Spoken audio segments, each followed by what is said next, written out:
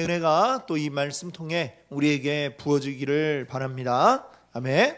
한번 우리 옆에 계신 분들, 앞뒤로 계신 분들 같이 한번 우리 반갑게 인사 나누겠습니다. 활짝 웃으며 인사 나눕니다. 잘 되고 있습니다. 기도하면 됩니다. 네, 잘 되고 있습니다. 기도하면 됩니다. 네. 오늘 여러분과 함께 나눌 은혜의 말씀 제목은요, 시작되는 마지막 재앙. 시작되는 마지막 재앙이라는 제목으로 또 함께 은혜를 나누고자 합니다. 혹시 뒤에 이 전에도 나눠드렸는데 혹시 이거 안 가지고 계신 분은 오늘 또 참고하셔야 되니까 가지시고 말씀을 들으면 좋겠습니다. 안 가지고 계신 분들만 손을 들어 표해 주시면. 자, 우리 계속해서 요한계시록 말씀 우리 함께 살펴보고 있습니다. 우리 금요일 밤 요한계시록 말씀 함께 살펴보는데요, 우리가 크게 이제 네 등분으로 생각을 해봤어요. 요한이 이제 이 성경에 뭐라고 기록했냐면, 내가 성령에 이끌려 뭐뭐뭐를 보니 뭐 이렇더라 하면서 이제 쭉 적어 나가죠. 그 구절이 네 번에 걸쳐서 나옵니다, 계시록에. 그래서 우리는 이 생각하기를 이제 요한이 네 번에 걸쳐서 이 계시들을 보았구나 이렇게 생각을 하고 이제 말씀을 이제 나누어 봤어요. 토막을 내봤는데, 자, 그 중에 우리는 두 번째 계시에 해당되는 부분을 지금 보고 있습니다. 여기서 이제 제일 중요한 거는 이제 각각 7개로 이루어져 있는 재앙 시리즈가 이제 내리게 됩니다. 7인의 재앙, 또 7나팔 재앙, 그리고 7 대접 재앙 시리즈가 이제 딱 나오고요. 그 재앙들 사이에는 막간이 이제 들어가 있어요. 우리 연극에 막과 막 사이에 막간이 존재하듯이 지금 그 막간이 이렇게 심판과 심판 사이에 들어가 있는데, 이 막간의 내용은 뭐냐면 바로 하나님의 그 백성들, 바로 하나님의 자녀들인 교회의 안전에 대한 이야기를 하고 있습니다. 그러면 교회는 안전한데, 그러면 이 재앙을 받는 자들은 누구일까요?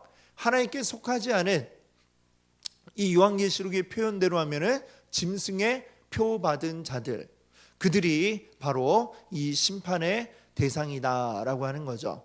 이 짐승의 표에 대해서는 여러분께 말씀을 드렸지만, 이것이 뭐 구체적으로 따로 뭐 이렇게 표를 뭐 옛날에 무슨 뭐 바코드를 뭐 받는다고 이렇게 얘기하는 사람도 있었고, 또 뭐 최근에는 무슨 베리칩 이런 걸 또 뭐 이식하면 그게 666의 표다 뭐 이러는데, 그게 아니라 이거는 하나님께 인침을 받은 사람 아닌 사람들이 다 사탄의 그 표를 받은 것이다, 이렇게 말할 수가 있겠습니다. 딱히 뭐 어떤 정해진 표가 있는 게 아니에요. 그게 사탄에게 속한 자들, 그게 바로 사탄에게 인침을 받은 자들이고 짐승의 수를 받은 자들이고, 하나님께 속한 자들은 바로 하나님의 인침을 받았다라고 이렇게 요한계시록이 표현을 하고 있습니다. 그래서 이 세상은 하나님을 대적한 짐승의 표를 받은 이러한 세상은 어떻게 돼요? 심판을 받는 것이고, 그리고 하나님의 뜻대로 살아가는 이 교회는, 하나님의 백성들은 어떻게 돼요? 하나님에 의해 보호함을 받는다, 이렇게 얘기를 합니다.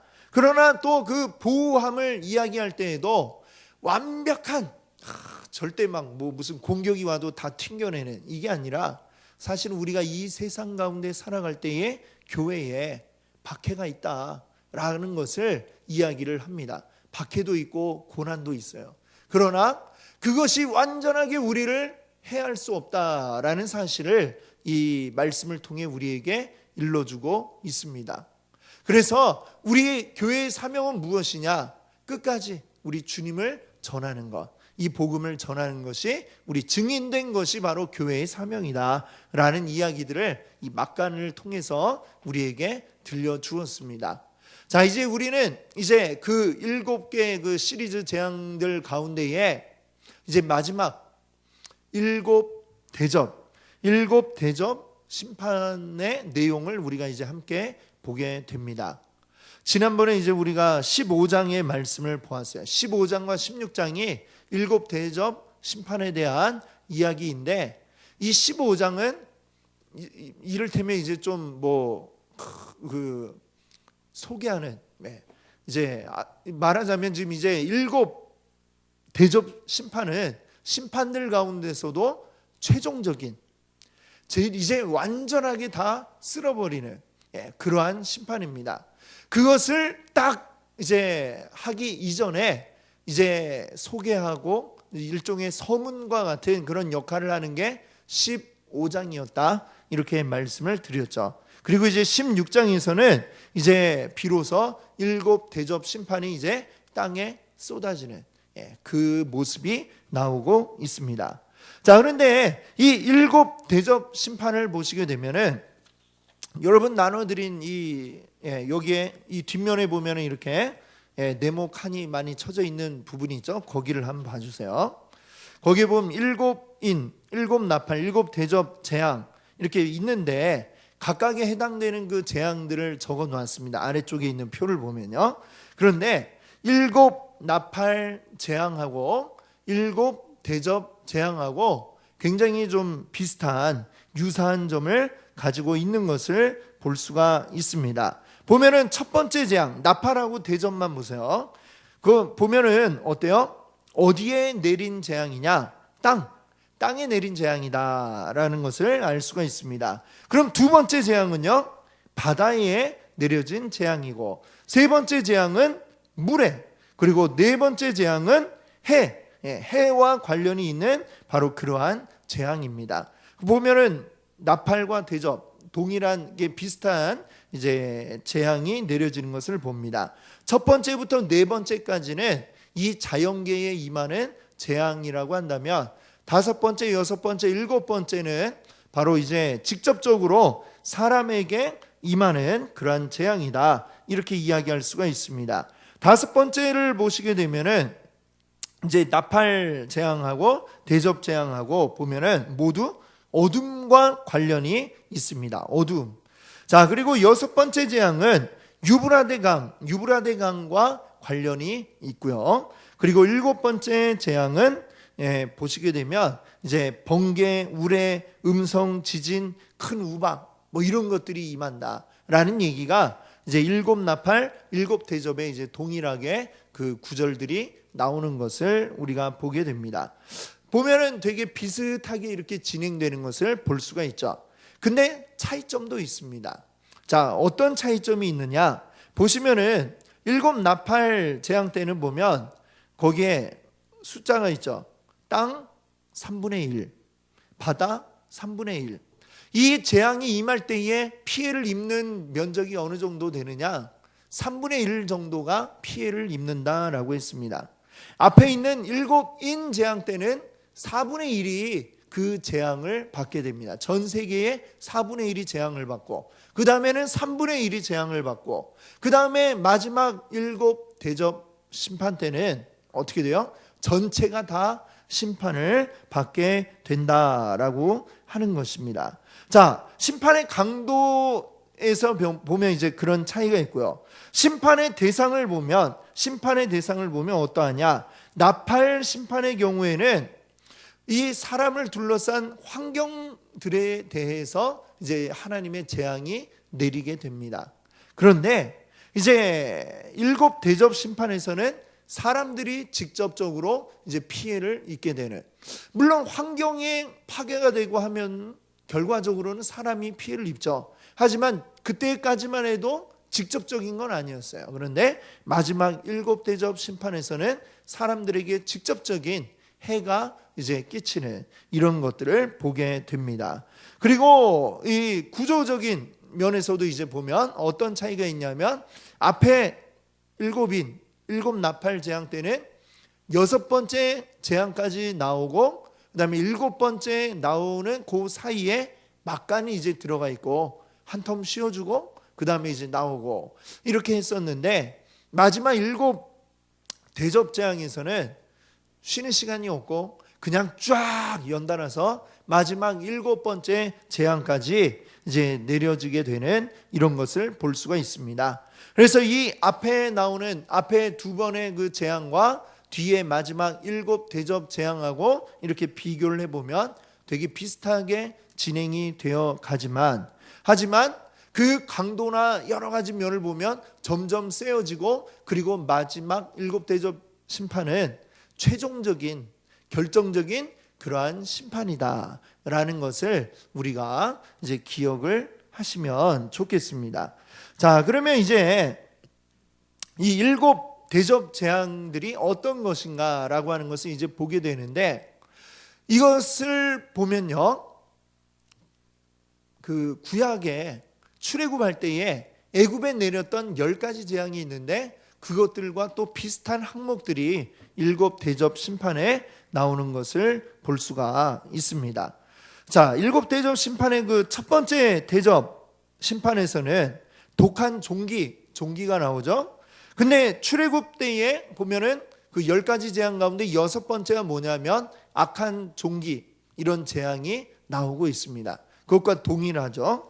또 두 번째와 세 번째 대접은 보면 물이 피가 되죠. 두 번째는 바다가 피가 되고 세 번째는 이제 육지의 그 강과 물의 근원이 피가 된다 이랬는데 이거는 뭐하고 비슷하냐면 출애굽 때에 첫 번째 그 재앙이었던 나일 강물이 피로 변하는 이 사건과 이제 연관이 됩니다.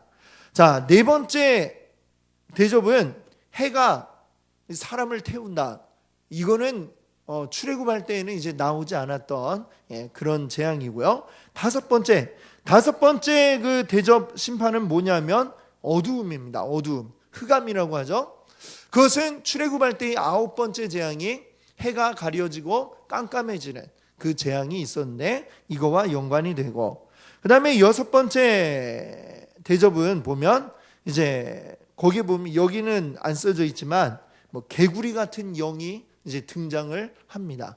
개구리, 이 출애굽할 때에도 보면 두 번째 재앙이 뭐였냐면 개구리가 나타나는 이런 재앙이 있었죠. 그 다음에 7번째 대접은 뭐냐면 우박입니다. 우박이 떨어지는 것이 이제 출애굽할 때에도 보면 우박이 떨어지는 재앙이 있었습니다. 그래서 이런 것들이 보면 출애굽의 출애굽할 때 일어났던 재앙들과 이제 비슷한 것들이 진행이 되는 것을 우리가 또 여기서 볼 수가 있죠. 그래서 이게 출애굽기의 그 재앙들이 그냥 뭐 우연하게 뭐 이렇게 나타난 것이 아니라 바로 하나님의 미리 보여주심이었고 그리고 그것이 마지막 재앙으로 이 땅 가운데 심판으로 임하게 된다라고 하는 것을 우리가 기억해야 되겠습니다. 자, 그럼 이제 각각의 그 재앙들이 어떠한가를 이제 한번 살펴볼 텐데요. 자, 첫 번째 대접 재앙은 땅에 임하는 재앙이다라고 했습니다. 악하고 독한 종기가 나는데 어떤 사람들에게 났냐 하면 2절을 보시면 2절 말씀을 보면 짐승의 표를 받은 사람들과 그 우상에게 경배하는 자들. 바로 이 자들이 누구예요? 짐승의 표를 받은 사람, 하나님의 인침을 받지 못한 자들이고 그들이 하는 일은 뭐냐? 이 세상의 우상들에게 경배하는 것이다 라고 우리가 알고 있습니다. 그런 자들이 지금 이 심판의 대상이다 라고 하는 것을 이야기하고 있죠. 애굽의 10가지 재앙이 내릴 때에도 보면 이스라엘 사람들은 그 재앙을 받지 않았습니다. 그렇죠? 애굽의 그 재앙이 내릴 때 애굽 사람들이 고통당했지만 이스라엘 사람들은 그들과 분리되어서 재앙을 받지 않았던 이 모습을 우리가 기억하듯이 지금 이 마지막 심판 때에도 보면 어떻게 되느냐? 하나님의 백성들은 거기에 심판의 대상이 아님을 분명히 여기에 밝히고 있습니다. 누가 그 고통을 이 심판을 받고 죽게 되느냐? 짐승의 표를 받고 우상에게 경배한 자들이 심판받는다. 이 세상이 심판받는다라고 이렇게 말씀하고 있습니다. 자, 그 다음에 이제 두 번째 대접은 어떤 재앙이냐면 두 번째와 세 번째가 모두 피로 변하는 것입니다. 근데 두 번째 재앙은 그 중에서도 어떤 물이 피로 변하느냐? 바닷물이 피로 변하는 재앙이라고 말하고 있습니다. 7 나팔 재앙에서도 이 두 번째가 지금 바다에 임한 재앙인데 7 아까 그 일곱 나팔 재앙에서도요, 두 번째가 바다에 임한 재앙인데 차이가 있다면, 좀 전에 설명드렸듯이 그때에는 나팔 재앙 때는 3분의 1이 피해를 입었지만 이제는 전체 이 바다의 생물들이 모두 죽었다라고 이렇게 이야기하고 있습니다. 우리 이 지구의 전체 면적 가운데 어느 정도가 바다인지 아십니까? 땅은 약 29%, 바다가 71%라고 그래요. 그러니까 사실은 바다가 거의 대부분이죠. 육지는 조금이에요. 그것도 뭐 지금은 뭐 북극에 남극에 빙하 녹아가지고 자꾸 막 물이 넘친다 뭐 이런 얘기도 있는데, 그만큼 이 바다가 지구의 대부분인 만큼 바다의 영향이 굉장히 큽니다. 우리 사람들에게. 바다가 우리에게 유익함도 주지만 바다가 때로는 사람들을 아주 뭐 큰 재앙에 빠뜨리기도 하는 이런 것들을 보게 되죠. 사실 이 지구가 온전하게 유지되기 위해서는 바다가 정상적으로 잘 활동을 해야만 그게 가능합니다. 이 지구상의 모든 생물들이 살아가는 데 꼭 필요한 산소, 이 산소의 대부분을 공급하는 것도 바다입니다. 바다에 있는 식물성 플랑크톤, 그것들이 이제 산소를 만들어내서 이 지구의 대기에 산소가 우리에게 필요하게 공급이 되고 있다고 합니다. 또 이 참 그 안에는 무수한 생물들이 살고 있고 또 사람들도 이 바다로부터 많은 유익함을 얻고 있지 않습니까? 그 뭐 물고기를 잡아먹기도 하고 바다에 있는 광물을 또 캐내고 그것들을 활용하기도 하고 바닷물을 이용하기도 하고, 바다가 없으면 도대체 사람이 살 수가 없을 거예요. 그런데 이 바다가 피같이 되었다라고 하는 것은 굉장히 심각한 위기에 사람이 빠지게 된다는 것을 이야기합니다. 이것은 우리가 환경적으로 생각해도, 지금 우리 환경적으로 생각해도 이 바다가 완전히 피같이 변하고 정상적으로 바다가 역할을 못한다면 우리 모든 사람들이 죽는 거는 그냥 시간만 기다릴 뿐이다 라고 이렇게 이야기해도 과언이 아닐 것입니다. 자, 그런데 여기 이 바다가 피같이 되었다는 이야기는 환경적인 뭐 그런 부분을 이야기하기도 하지만 또 어떤 부분도 이야기하냐면 경제적인 부분하고도 또 연관이 되어 있습니다.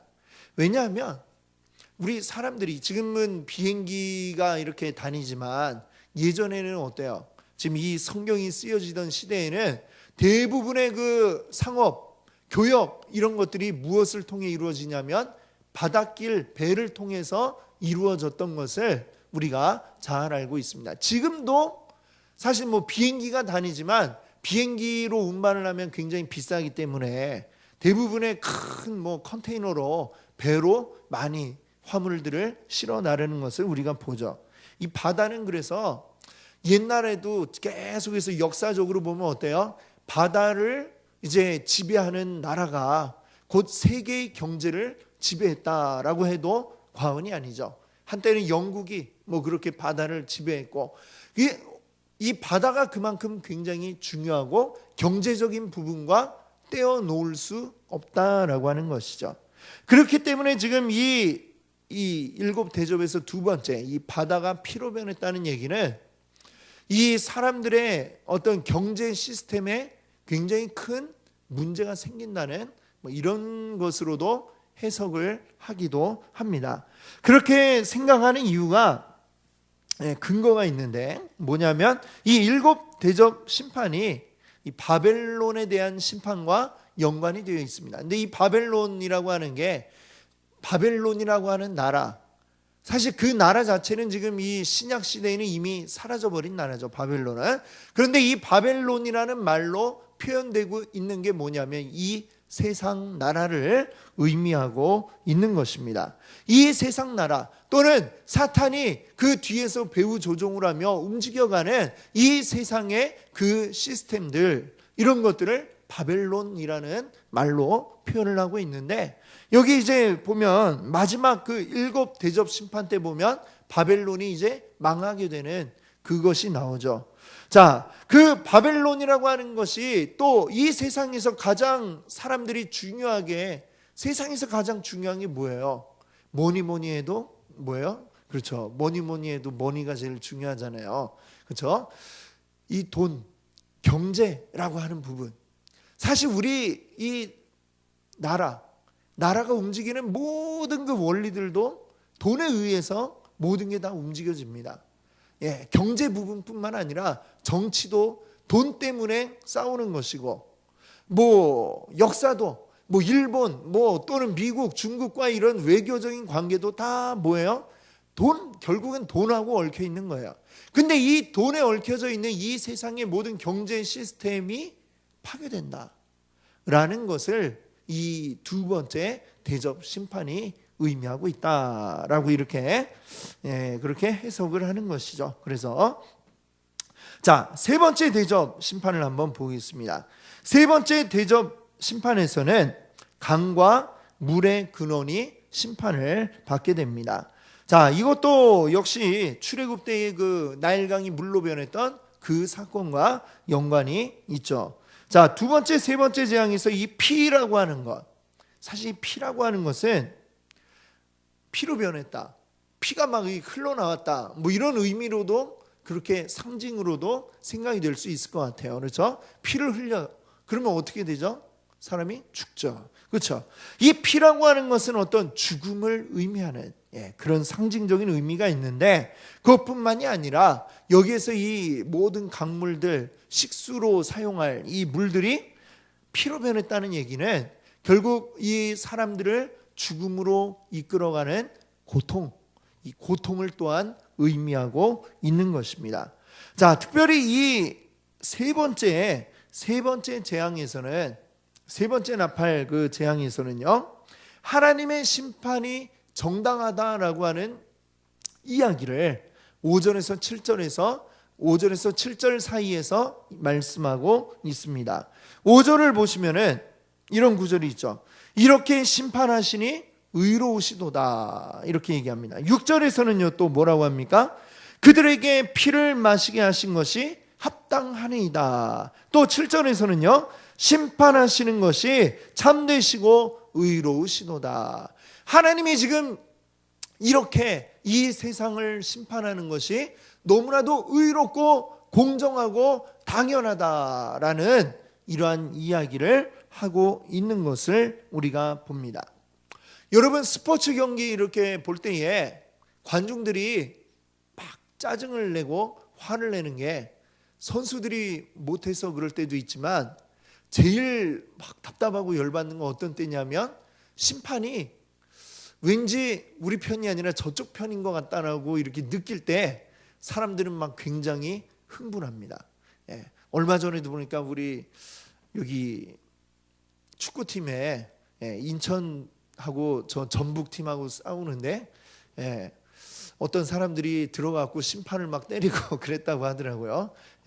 그 왜 그럽니까? 그 사람도 이상한 사람이지만 심판이 이거 뭔가 공정하지 않다라고 생각할 때 사람들은 굉장히 흥분을 하게 되죠. 이 어떤 스포츠 경기에서 제일 중요한 거는 심판입니다. 사실 어쩌면 선수가 경기를 아무리 잘해도 심판이 그것을 인정해 주지 않고 공정하게 심판을 보지 않으면 잘하는 팀도 질 수밖에 없는 게 바로 이 심판이에요. 하나님의 심판도 어떻습니까? 하나님의 심판이 만약에 공정하지 않다면 그러면 어떻게 될까요?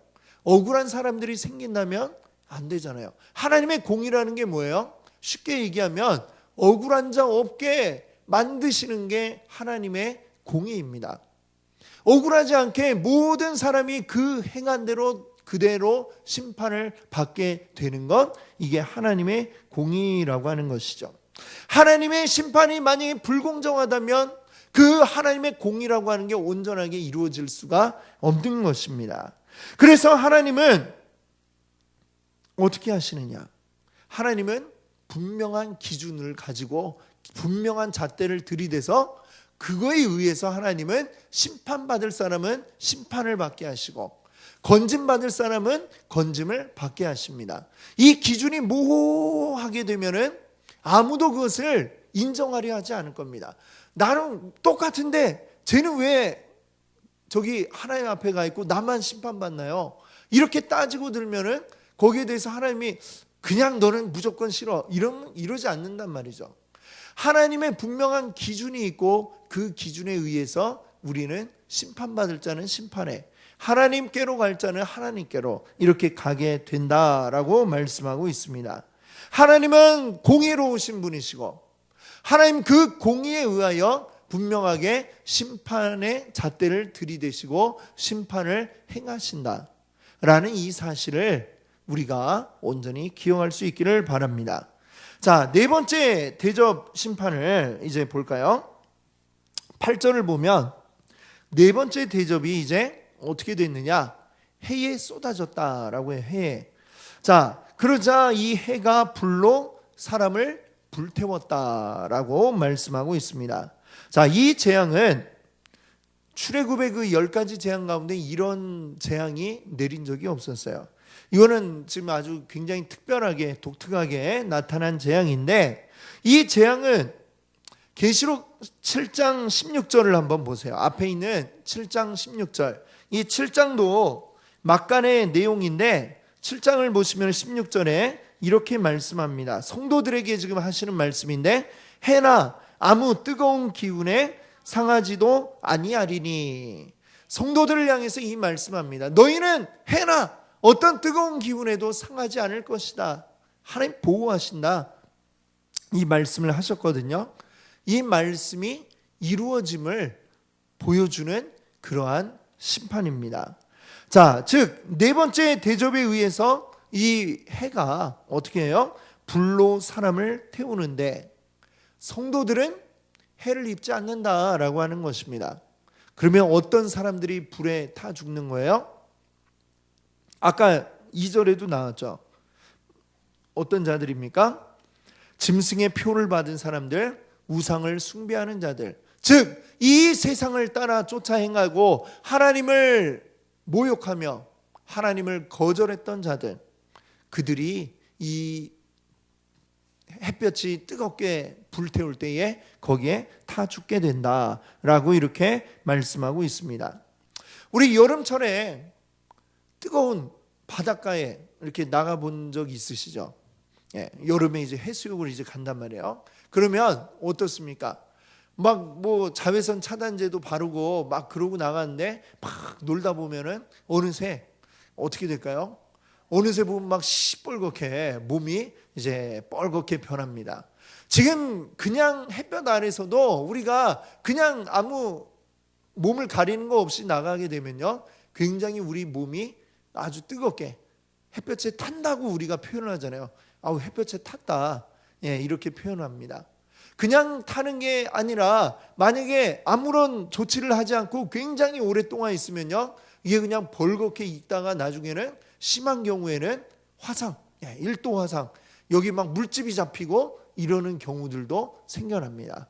예, 굉장히 지금의 해도 너무나 뜨거워요. 직사광선으로 계속해서 받고 있으면 그렇게 되죠. 지금 이 지구의 이 온도라고 하는 것은, 또 이 햇볕과의 이 관계는 굉장히 지구와 태양과의 그 거리가 적절하게 항상 유지가 되고 있기 때문에 우리는 이렇게 아무렇지도 않게 잘 살아갈 수가 있는 겁니다. 그뿐만 아니라 우리의 대기 가운데 있는 어떤 성분들이 또 태양으로부터 오는 우리에게 유해한 그런 어떤 자외선이나 이런 것들을 차단하고 걸러주는 이런 필터의 역할을 하고 있습니다. 저 위에 뭐 있는 오존층이나 이런 것들이 우리를 지금 보호해주고 있기 때문에 사실 우리가 이렇게 정상적으로 생활을 할 수가 있는 것이죠. 그런데 지금 이 네 번째 대접 재앙처럼 뭔가 그 어떤 이 자연계의 시스템에 문제가 생겨버린다면, 지금도 저 남극의 오존층이 지금 빵꾸가 나서 점점 커지고 있다고 그러죠. 그것 때문에 그 극지역에 사는 사람들 가운데는 피부암이나 뭐 이런 게 걸리는 사람들이 굉장히 많이 있다, 이런 얘기를 듣지 않습니까? 근데 그보다 더 심각한 어떤 그 문제들이 생겨난다, 이 자연계에. 그럼 사람이 도저히 버티고 살아갈 수가 없는 것입니다. 물론 이 과학이 계속해서 발전을 하고 있지만 과연 이것을, 제가 얼마 전에 이렇게 어느 과학자가 이렇게 이야기하는 걸 들으니까, 이 과학자는 이제 그 과학적으로 이제 얘기를 하는 거예요. 지금 이 지구의 상태는 뭐라고 그러죠? 멸종기를 향해서 지금 가고 있다, 이렇게 얘기를 하더라고요. 그 옛날에 뭐 무슨 갑작스레 그 공룡들이 싹 이제 사라진 뭐 그런 때처럼 지금 또 그 때를 향해 가고 있다, 뭐 이런 얘기를 과학자가, 그분은 이렇게 얘기하는 거 보면 이제 과학에 의거해서 이제 그분이 믿는 과학으로 얘기를 했습니다만, 지금 현재의 과학도 지금 이거 굉장히 심각한 상황이다, 이렇게 얘기를 하고 있어요. 우리 지구의 상황이. 만약 여기에 하나님이 뭔가를 하나만 더 탁 이렇게 추가를 하시면은 어떤 일들이 우리에게 벌어질지 우리는 상상하기 어렵다라는 생각을 해봅니다. 자, 그런 일들이 지금 이 하나님의 재앙으로 우리에게 예고가 지금 되어 있는 것이죠. 근데 여기 8절을 보시면은 넷째 천사가 그 대접을 해에 쏟음에 해가 권세를 받아, 해가 권세를 받아라는 이런 표현이 있습니다. 자, 이 대접을 해에게 쏟아부었더니 해가 권세를 받았다라고 얘기하는데, 이 권세를 받아라고 하는 이 표현이 어떤 그 원어를 보면 어떤 표현이냐면 신적 수동태라고 이렇게 얘기를 합니다. 즉 하나님이 어떤 힘을 부여해 주신 상태, 그것을 받은 상태라는 의미를 가지고 있는 것이죠. 그래서 이 심판은 해가 그냥 뭐 어떻게 하다 보니까 사람들을 태워 죽이는 그냥 자연계에 일어나는 어떤 자연 현상이라는 것이 아니라 하나님이 그렇게 하신 것이다. 하나님의 힘에 의해서, 하나님의 능력에 의해서 이 일들이 나타나고 있다라는 이야기를 하고 있다는 것이죠. 자, 그런데 더 놀라운 것은 9절 말씀이에요. 9절 말씀을 보면 이렇게 어마어마한 재앙들이 막 내려지고 있고 그것으로 인해서 사람들이 심판을 받고 있는데, 이 심판받는 자들이 뭐라고 외치고 있느냐? 여기를 보니까 한번 같이 읽어볼까요? 이 재앙들을 행하는 권세를 가지신 하나님의 이름을 비방하며 또 회개하지 아니하고 주께 영광을 돌리지 아니하더라. 그들은 죽어가면서도 정말 이를 악물고 하나님을 욕하고 자기 죄를 뉘우치지 않고 그렇게 죽어가고 있다, 이렇게 얘기를 하고 있죠. 마치 또 출애굽 때 보면은 그런 일이 있었죠. 불뱀이 이 이스라엘 진영이, 이스라엘 사람들이 하나님 앞에 죄를 지을 때 이 하나님이 이스라엘 진영에 보호하고 있던 그 보호를 거두시는 거죠. 원래는 광야에 뭐 불뱀들이 굉장히 많은데 그동안 아무도 안 물리고 있었던 건 하나님이 보호하고 계셨기 때문에 그런 거죠. 근데 그 보호의 손을 싹 거두시니까 불뱀이 그냥 막 이 진영이 나타나고 사람들을 무는 거예요. 뱀의 독 때문에 막 사람들이 죽어가기 시작하니까 하나님이 뭐라고 하시느냐? 모세가 이제 하나님 앞에 막 간청을 했어요. 그랬더니 하나님이 놋으로 뱀을 만들어라. 그래서 그걸 장대 끝에 매달아 높이 올려라. 그걸 보는 자는 산다, 이랬어요. 그걸 본 사람들은 실제로 독이 싹 빠지고 살았어요. 근데 그 순간에도 악착같이 그냥 하나님을 욕하면서 그 놋뱀을 안 보는 사람들이 있었습니다. 그 사람들은 어때요? 그냥 뱀 독 때문에 다 죽어갔죠. 지금 이 마지막 심판 때의 모습이 어쩌면 그와 똑같죠. 그 놋에 매달린 놋뱀이 뭘 상징합니까? 바로 십자가에 달리신 예수 그리스도를 상징하죠. 모든 게 정말 명확하고 우리가 우리의 죄 때문에 심판받는 이 상황임에도 불구하고 끝까지 바라보지 않는 것입니다. 그리고 끝까지 거부하며 하나님을 비방하고 욕하고 그렇게 그냥 이를 막 부득부득 갈면서 아주 원한에 차서 죽어가고 있는, 그것이 바로 이 세상의 모습이라는 거죠. 어쩌면 그렇기 때문에 그들이 심판받을 수밖에 없다라고도 이렇게 말할 수 있을 것입니다. 결국 심판받을 자들은 그 마음이 바뀌지 않는다는 거예요. 마음이 바뀌었으면 어땠을까요? 그 마지막 순간에라도 근데 마음이 바뀐 자들은 어떤 자들이에요? 하나님께로 올 수 있는 자들입니다. 하나님이 택한 자라고 할 수 있겠죠. 그러나 끝까지 그들은 어떻게 하느냐?